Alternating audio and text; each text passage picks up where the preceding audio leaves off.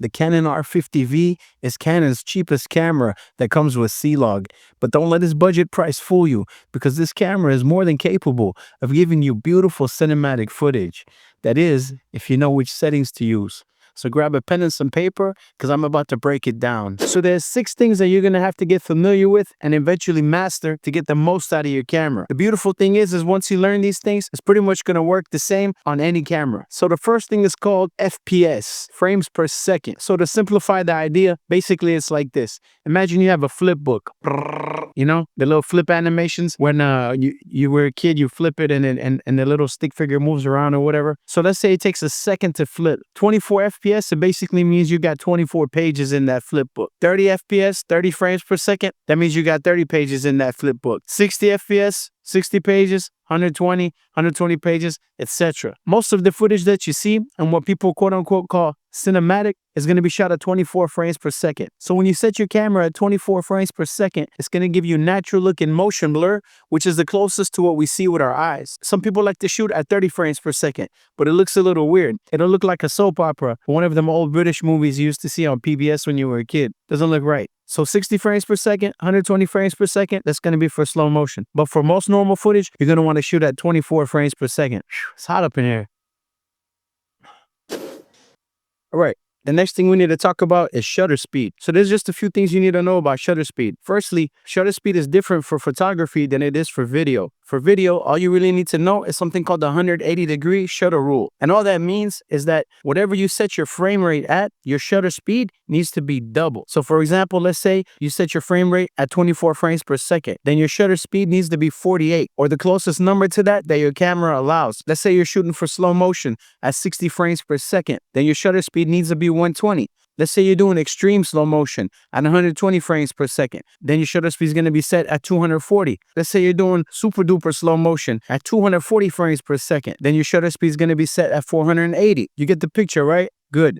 And the next thing we're going to talk about is white balance. So white balance is pretty simple. It has to do with something called color temperature. So let's say, for example, one of the light bulbs goes out in your house and you go to replace it. Once you get to the hardware store, you're going to notice that they have different color temperature of lights. So for instance, they're going to have some that are going to be daylight. They're going to have some that are going to be cool light. They're going to have some that are going to be tungsten. And all these different colors give off a different color cast. So adjusting the white balance allows you to change the dynamics of your camera so that it can adjust the colors depending on the type of light that you're using. So for instance, in the studio right now, I have the camera set at 5400 Kelvin and I have the light that I'm using also set at 5400 Kelvin. That way I make sure that they match. I like to start at 5400 Kelvin and then from there adjust up or down as I need. Now, if you're in a place where you can't manipulate the light, you can't control the light, let's say you're shooting outdoors or something like that, then you can set your camera to auto white balance and let the camera do it for you. With this, you're going to get mixed results. Sometimes it's pretty good.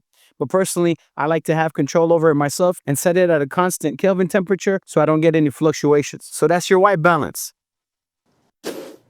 All right, so next we have aperture. So your aperture is basically the little hole in the front of your lens, and the lower the number, the wider open that it is. So for example, if your maximum aperture on your lens is 1.8, that means that when your aperture is set at 1.8, your lens is fully open. And if you start to set it higher than that at f2 or f3 or f4, the blades on your lens, they start to close up. They start to get smaller. So the aperture is going to control how much light is coming into your lens and therefore hitting the sensor. So it's going to be part of the equation for you to set your exposure. I like to shoot wide open most of the time because it gives you that blurry background called shallow depth of field. But sometimes you don't want that. So what you're going to do is you're going to make your f-stop higher. So for example, let's say I'm trying to get what's called an establishing shot and I want to get the background in focus. And at that point, I have to set the aperture higher so that it doesn't blur out the background.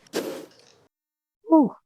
It's hot around here. So we're pretty much almost done now. It hasn't been too hard, right? There's only 2 more things we're going to go over. The first one is called ISO. And all that is a setting that determines how sensitive your camera is to light. So if your ISO is too low, your image is going to be underexposed. It's going to be too dark. And if your ISO is set too high, your image is going to be overexposed. It's going to be blown out in the highlights. So you basically have to try to expose the best in camera so that you don't have to mess with it too much once you get it to the computer. If you're trying to vlog or move around, or the sun is going behind the clouds and it's changing, then what you're going to want to do is put it on auto ISO. And what that's going to do is, as the light changes, it's going to adjust your ISO for you. You can get mixed results with that. Sometimes it's good, sometimes it's not so good. And that brings me to another point. Sometimes your ISO is at the lowest possible amount that it can go, and there's still too much light. So for example, when I first got my camera, and I had read that the ISO has to do with light sensitivity, so I turned the ISO all the way down, but still I was completely blown out. My face was completely white. It just didn't look right. So I was like, man, what's wrong with this camera? I got it on the lowest ISO, but I still look completely white. There's too much light out here. Later on, I found out that what you have to do when you shoot outside and there's too much light,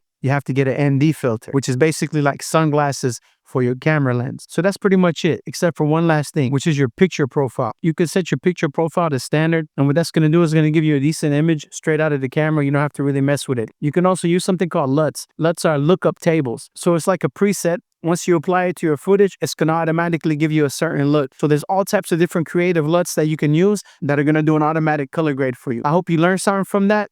If you did, please hit the like button. Also consider subscribing so you don't miss future videos. And if you're interested in picking up my LUT pack or my Lightroom profiles, you can get them off my website, fullancreative.com. And if you're interested in making money with your Canon R50V, then make sure to watch this video next, where I discuss 5 ways you can make money and get rich with your camera. I appreciate you watching to the end, and I'll see you in the next one. It's Full Creative, and I'm out. Peace.